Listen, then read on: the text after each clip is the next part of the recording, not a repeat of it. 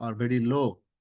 Yeah, so I thought that, okay, you were inviting me to start my presentation. So I'm sorry for that.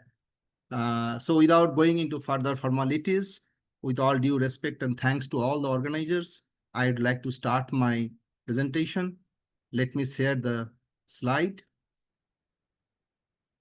From the beginning, we have been discussing with a beautiful topic, that is development of patent, conceptualization of patent, getting for registration, copyright, GI tags. So many things have been discussed. Then of late, Dr. Rajesh was talking about entrepreneurship.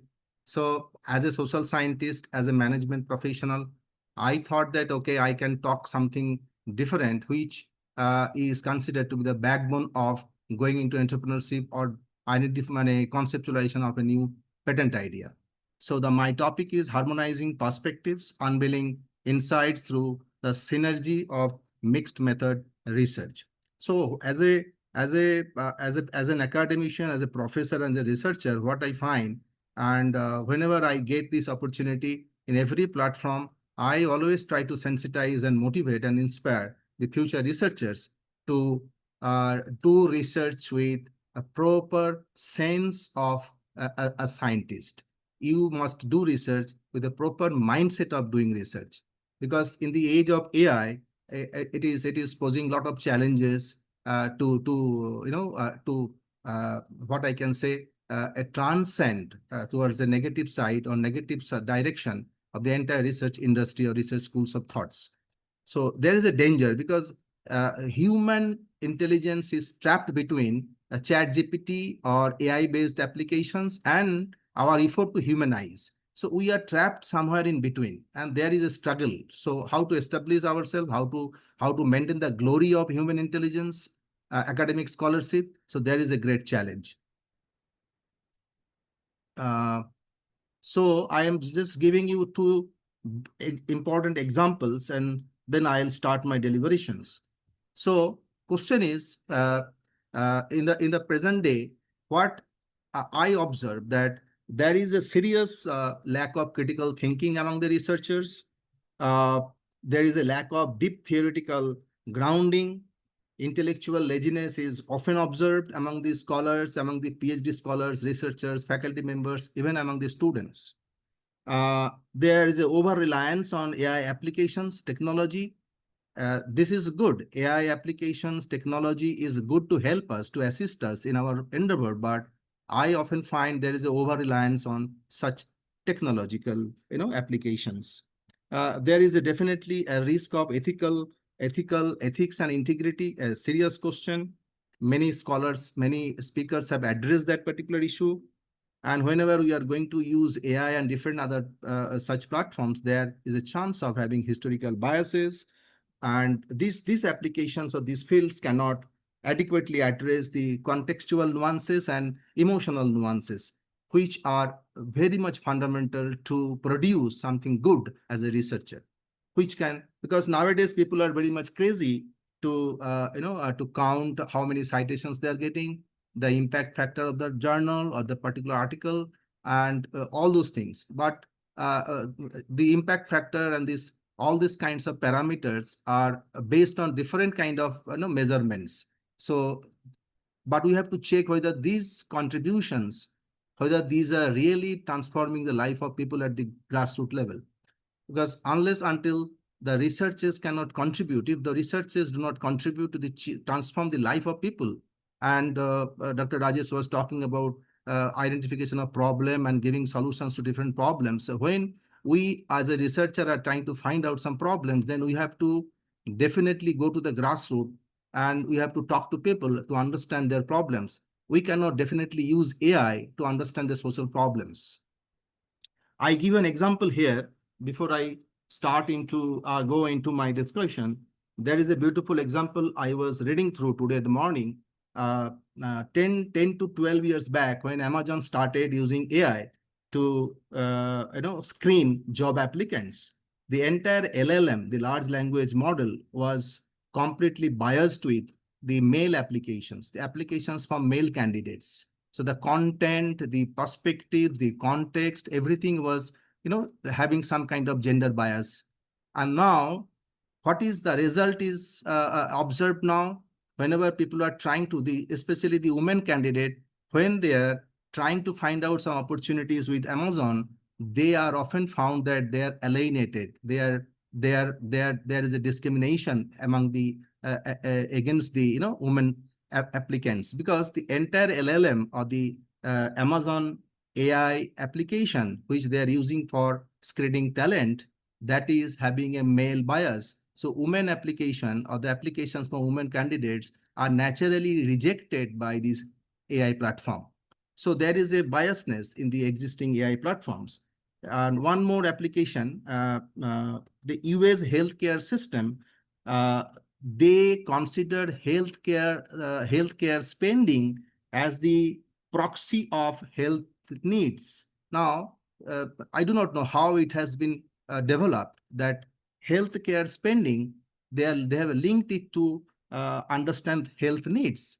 But what is the question? The LLM has been developed, or the machine learning, whatever, the program has been developed so that what is the outcome? The black citizens of America are greatly deprived of the facilities from the hospitals of US system, because the entire AI system, whatever has been used in US in the medical setting, there is a biasness. Now, health needs cannot be linked to healthcare expenditure. The black people, those who are generally poor, they cannot afford that much of cost in to access the healthcare services. It is by the rich people, and the entire system has been developed such a way that the black people do not get adequate justice, and they do not get adequate healthcare systems and facilities from the hospitals of US. So uh, here there are two examples I have given. Are we trying to present a position or a thesis that defines the current state of knowledge about a topic, or are we using the current knowledge about a topic as the basis for arguing a thesis that defines a research problem or further study? Now, there is a conflict between the scholars. Even if they are doing for developing some business idea or patent idea, so there is always a conflict between these two. And most of the cases we find the researchers prefer to go for the thesis two, a study on different factors responsible for social drift of the homeless. Now, hardly we find the seriousness among the researchers, those who would like to take up the thesis one, because thesis one will require the researcher to go for a participatory research, not use a survey technique or a questionnaire with some predisposed mind, a pre-decided framework of problem definition, setting research objectives, statistics, sample size, even variables. And that definitely can create a very good research paper with robust statistics, but hardly that kind of researches can bring some changes in the life of people or can contribute to the department of policy making. What is the purpose of research? There are two dimensions. I will not go into the details because all the learned members, they know theory building and theory testing, but 80% or 85% research in the field of social science and behavioral science, including management studies, belong to theory testing. That is the empirical study, quantitative study. They use some statistics and draw some conclusion, formulate some hypothesis, and then test and then conclude. Most of the researches, about 85 to 90% researches belong to this category. But the effort in theory building, that means the espousing theory or theory building initiatives are very, very less among the social scientists, behavioral scientists, and even the scholars in management studies. Now, generally we find the four different types of research trends. Now, even if we go for developing a patenting idea or an idea to design a patent, to register a patent, so what kind of research methodology or research type should we follow? There are four types of research schools of thought. That is revelatory contributions, we call research which contributes asking, through use multiple lenses, challenges assumptions, and challenges the existing ideas and theories and practices. So that kind of research definitely can contribute something revelatory.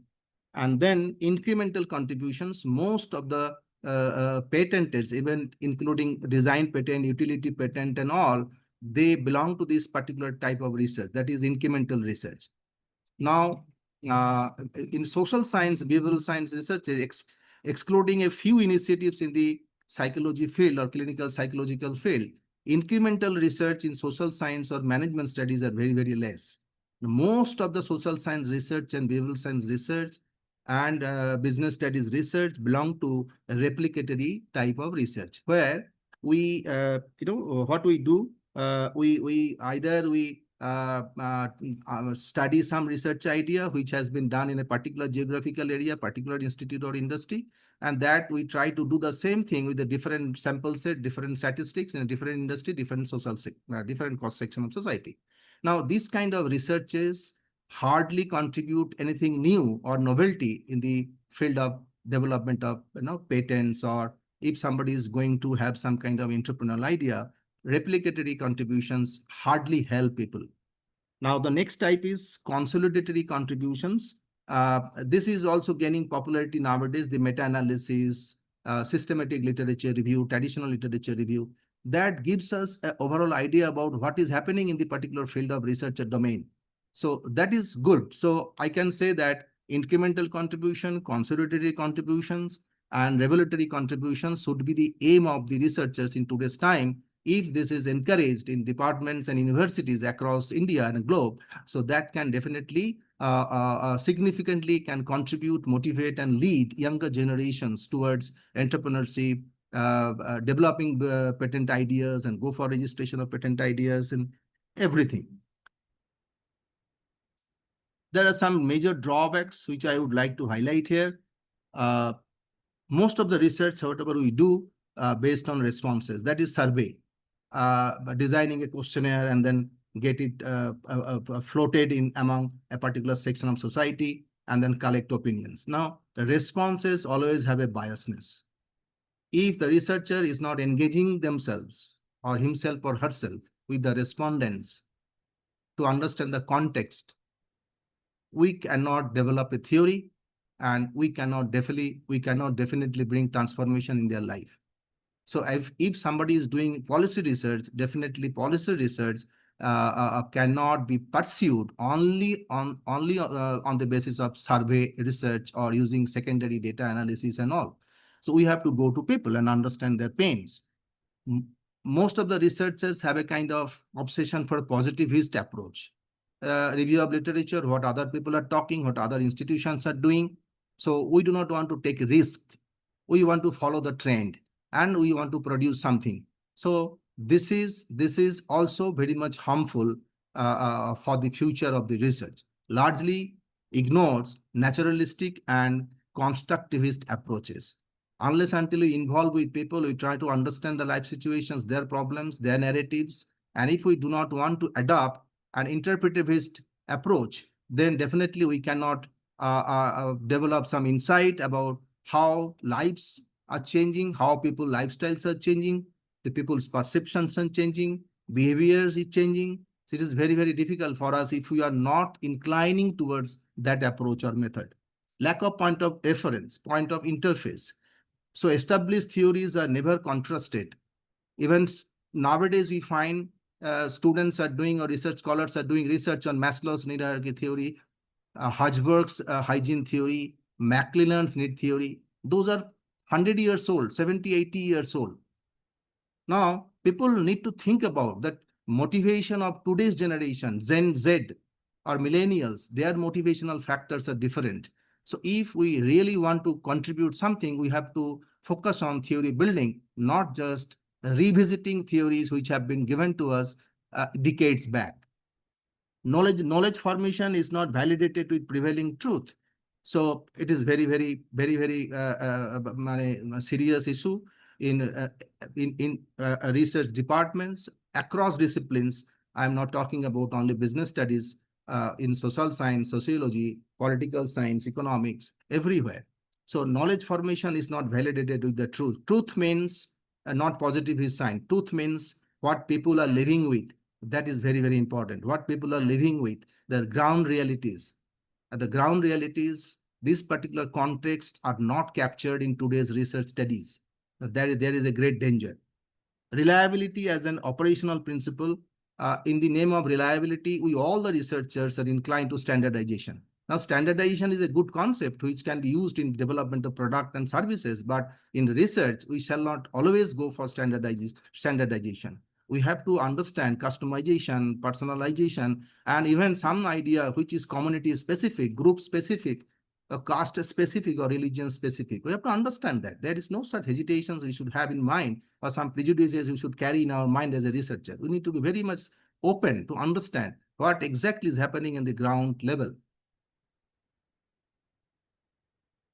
So the danger is here. I would like to draw this particular model. It is I have developed based on my experiences for last 30 years, that our inclination, our obsession for foreign literature, and that somebody has done some research in Australia, a family conflict or a family harmony or family conflict or family value system. I'm doing a research in Indian context, for example, in Punjab or in Haryana or in Uttar Pradesh. So how could my research be fed with somebody who has done research in Australia or UK or USA? It is very much surprising. The entire review of literature having a foreign obsession, a literature from foreign origin obsession, and that definitely does not lead to any concrete understanding about the indigenous context. Somebody was talking about in the morning that indigenization is very important principle which we all have to follow, whether it is a patent development or even in entrepreneurship. So mostly old data, residual reviews, and no contextualization happening in the research. Problem is framed, not defined. So there is a very critical difference between problem definition and problem framed. 90% researchers are doing problem framing. Problem framing means when they do review of literature, they pick up some existing ideas and they frame a problem and they move forward and submit their thesis. So their sole objective is to get PhD degree, not to contribute substantially to change the life of people and communities. And what happens? This kind of practices lead us to have misappreciation. From misappreciation, we enter into distorted views, and from distorted views, we suffer our activities. So this is the ultimate problem. How to overcome this issue? What is the solution? We have to develop insight. Definitely, we have to use data. Now, here comes the question of using AI. We can use AI. Definitely, we can use AI. And then generating some content through using AI is not a solution. We can take the help of AI to give us a structure of a paper, but the insights, the interpretations, whatever have been produced by AI should not be taken granted, and there is a danger.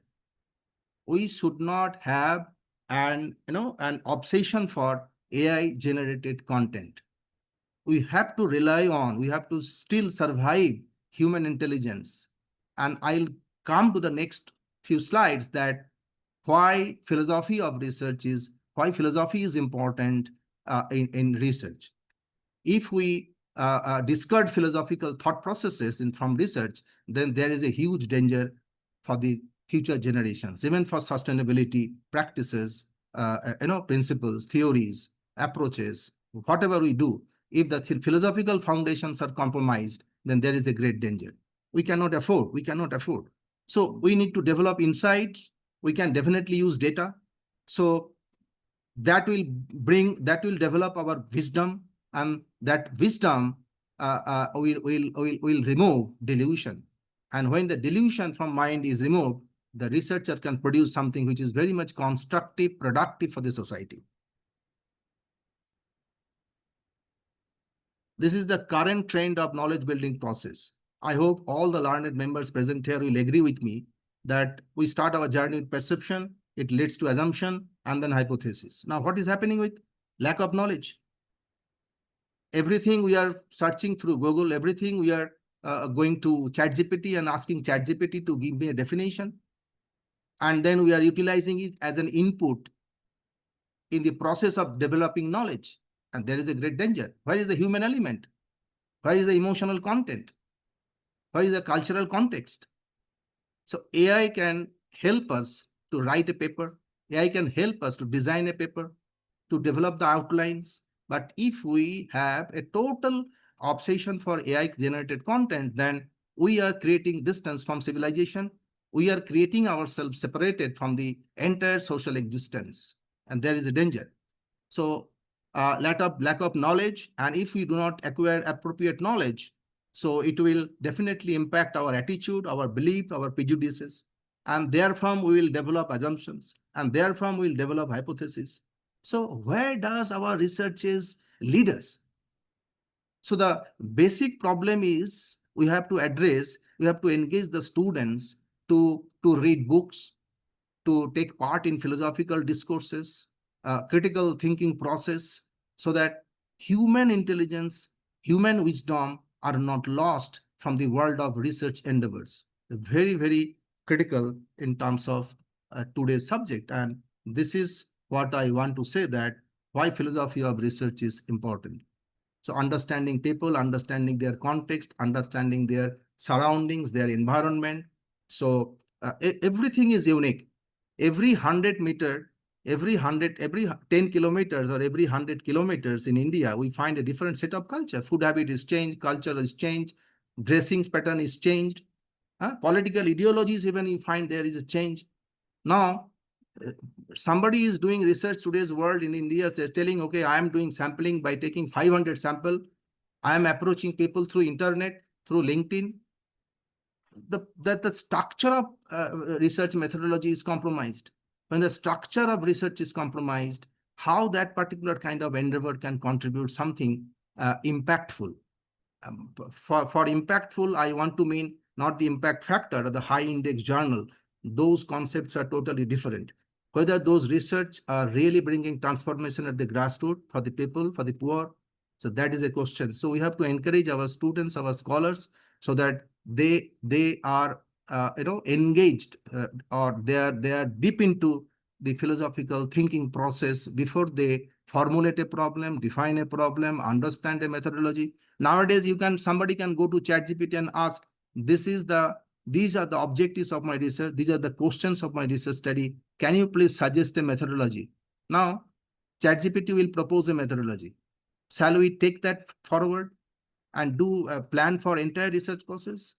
Definitely not. We have to engage with a panel of experts. We have to consult with the experts. We have to understand. We have to take different kind of nuances, milieus, and then you have to define, and then you have to plan for research endeavor.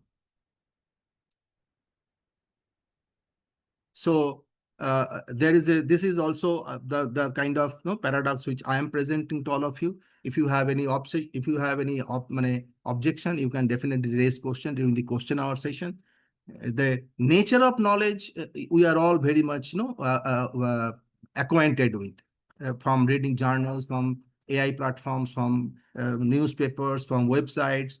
There is no harm in it. But what is means of knowing?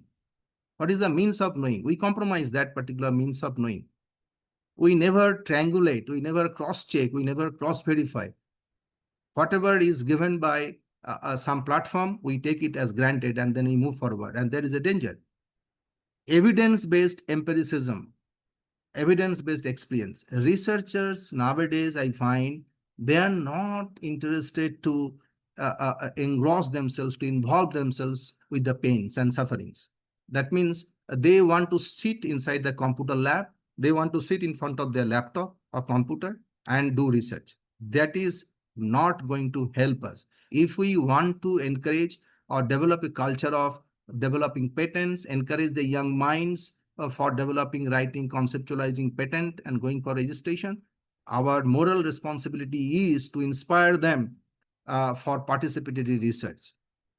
That is very, very important. So evidence-based experience is important. Whenever I am talking to people, I am listening to their narratives, their stories, their pains, and from there I am interpreting and understanding the variables which yet to be measured through building a particular theoretical foundation.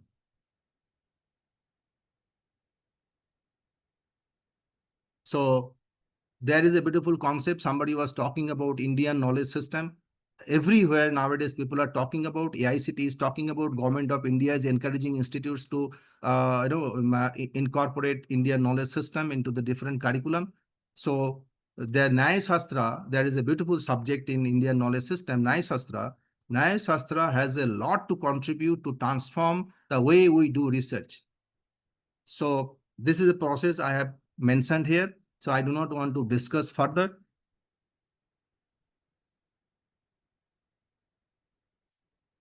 This slide also actually for the research scholars, but I find there is, I do not know whether some research scholars are also there or not. So this is something we are all habituated. We are doing it in most of the research studies. We are following these principles. It is non-participatory, content-oriented, adoption, problem is framed, communication, that is we are doing survey and asking people to fill some questionnaire, survey-based, randomization, positivist, manipulative, analysis, explanation, confirmation, reliability and validity testing, and done. Research is done. The question is, what is needed is, that is a non-conventional zone, and we have to inspire our students to enter into this era of research. Yes, participatory research or emic research, contextualization, interaction, dialectical, problem defined, not problem framed. Triangulation is a must because things are so changing, things are changing very fast. So a set of people is talking to me something, I need to verify, cross verify the different set of data or different source of information. Very, very important. Naturalistic, heuristic, and constructivist. We have to encourage our scholars into that. So naturalistic, heuristic, and constructivist ideology or the process, if it is inducted in research, that will help us to develop different innovative ideas, different creative ideas to solve problem of the people. Exploration, description, and synthesis. We have to think about credibility and usefulness. It is not a question of validity test. It is not question of understanding the truth, but the relationship of findings with the context of the people. Very, very important. If there is a relationship, that is the true research that contributes. Theory formulation. So we need to come out of this state of mind. We need to come out of this obsession for foreign literature, obsession for AI, obsession for different kind of such platforms, obsession for secondary sources of data. We need to, build our self-esteem. We should never let it down. Self-esteem is very, very important. And then we should plan, design, and execute our research projects, be doctoral studies, be it postdoctoral studies, dissertation, or any kind of government-funded projects, whatever we are taking up in different institutes or universities. I do not want to continue further. I think I want to stop here so that if there is some questions, I would like to respond.